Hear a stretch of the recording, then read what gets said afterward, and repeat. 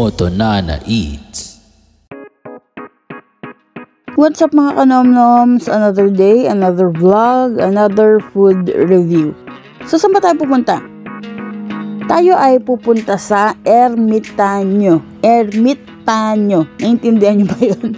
Basta, mamaya makikita nyo naman. So before that, magkukwento muna ako habang nasa biyahe tayo.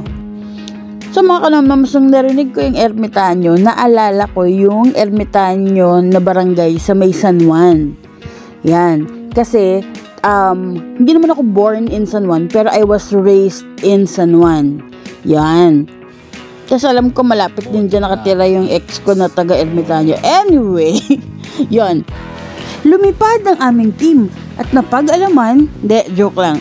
So, nung medyo nag-research ako about this restaurant, nalaman ko na ito pala yung hometown ata nung owners. Kaya sabi ko, okay, ang smart ng ginawa nilang name nung kanilang restaurant. O nga pala, hindi ito sponsored. Tuwa lang ako kasi galing siyang San Juan. Ayun!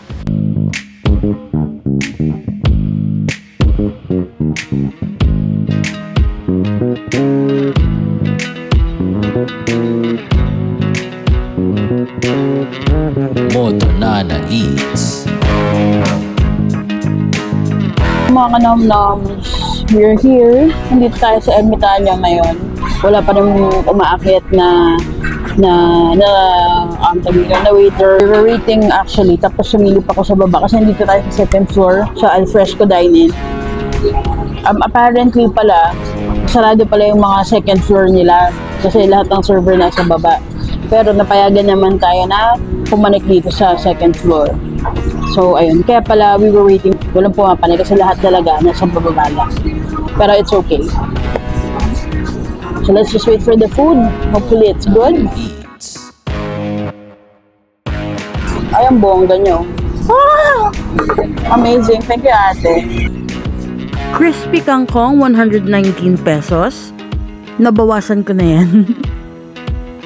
Rice meal smoked bagnet, 219 pesos, 100 grams.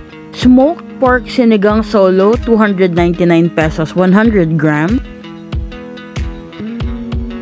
Pork rice, 160 pesos.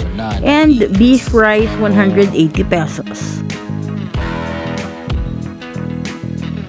Dito yung sashimi. A bit on the salty side, pero okay naman yung mix, I think. Masarap naman, oily lang. Okay rin na in-order natin ito. Appetizer. Pika-pika. Listen to the crunch. Yung butter niya naiwan sa gitna ng dahon na hindi naluto. We will rate this 4/5.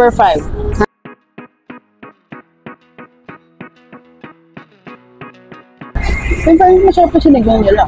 Karamihan kasi rin ang natitikman namin na sinigang in restaurants. Yung palagi siyang kulang ng asim. Yung it's almost there but it's not really hitting it.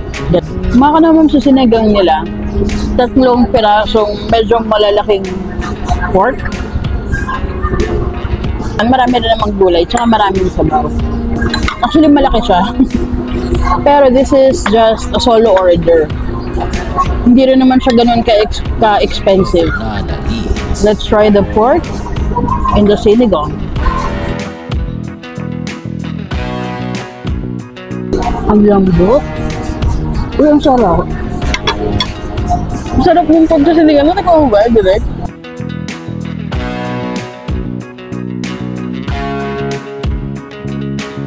Hindi ko na-expect yun.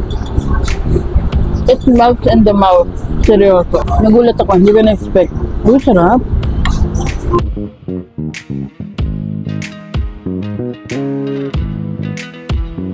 Let's try the smoked pork.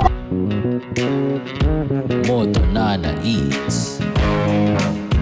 It's very smoky. Good. It's good. Sarap. Sobrang lasa ng mga meat niya. Hindi rin siya dry yung loob. Isang lambot. Sarap. Enjoy ako. So good. Uy, madali siyang putulin in Ferris wheel. Let's try the skin, mga kanomnoms.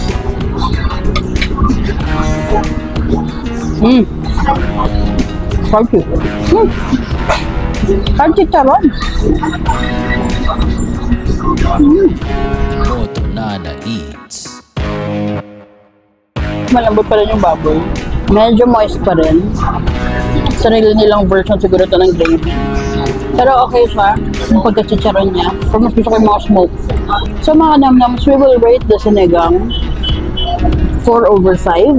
Yung rice meal nila, ang binasihan namin dito yung lasa ng pork and beef. We'll rate the smoked beef 4/5. Moto Nana And we'll rate the pork 4.3/5. So bago natin i-rate tong bagnet, rice meal na bagnet nila, medyo nasway ako ni Direct sa mga points niya kung bakit yun yung isa-score namin sa kanya. Usually, kapag sinabi natin bagnet, kadalasan yung mga luto nito kapareho na halos ng texture ng lechon kawali. Na minsan nga hindi mo na alam yung difference nila. So ito, mukha siyang matigas kung titignan mo siya. When you bite into the balat, para siyang chicheria, para siyang chicharon. Ang pagka-crunchy niya, malambot na crunchy. Parang glassy. Isipin mo, glass sugar, tapos ginanon mo. Yan. Parang ganun yung dating niya. Kadalasan din, pag nagluluto tayo ng mga bagnet, it's either dry yung loob ng meat or matigas na. Ito, moist pa rin siya, malambot siya. Ang rating namin dito ay 4.2. If you want to try it, kasi it's a different kind of bagnet. Yung lasa ng sauce nila. Alam mo yung lasa ng pinapahid sa mga barbecue. Pero okay siya, peppery, medyo lasang mo rin yung ketchup, pero hindi siya mas ma-ketchup. Balance yung pagka-peppery niya sa ketchup. Last bite mga kanomnoms. From Ermitanyo, Marikina. Marikina, ang yaman today. Happy New Year, everyone. This is it, Pancit. And it's a wrap. Moto Nana Eats.